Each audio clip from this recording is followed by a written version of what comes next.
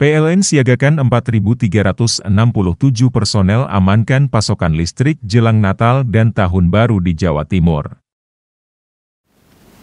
Kejaksaan Negeri Ngawi menetapkan mantan Kepala Dinas Pendidikan yang kini menjabat sebagai Kepala Dinas Lingkungan Hidup setempat sebagai tersangka kasus dugaan korupsi dana hibah tahun anggaran 2022 di Dinas Dikbud.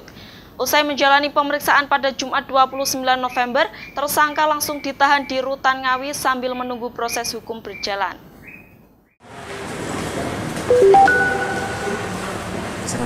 Tim penyidik Kejaksaan Negeri Kejari Ngawi menetapkan Muhammad Taufik Susanto yang saat ini menjabat Kepala Dinas Lingkungan Hidup Kadis LH sebagai tersangka kasus dugaan korupsi dana hibah pada Dinas Pendidikan dan Kebudayaan tahun 2022 sebesar 19,1 miliar rupiah.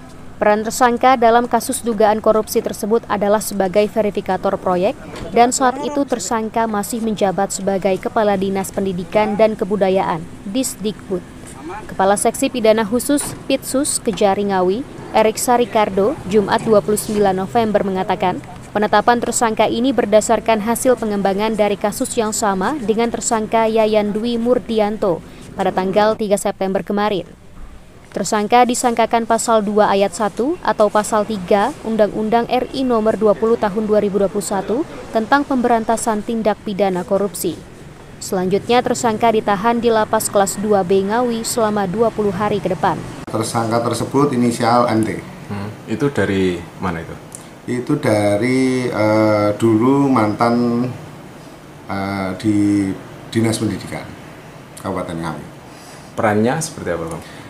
Perannya beliau sebagai verifikator sebenarnya untuk dana hibah tersebut.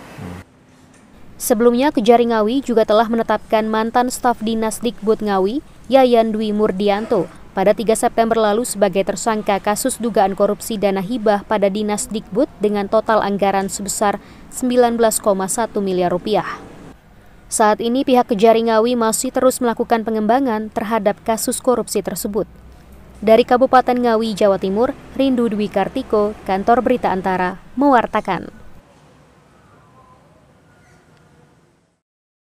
171 unit SPKLU di 105 lokasi tersebar seluruh Jawa Timur siap melayani selama libur Natal dan Tahun Baru.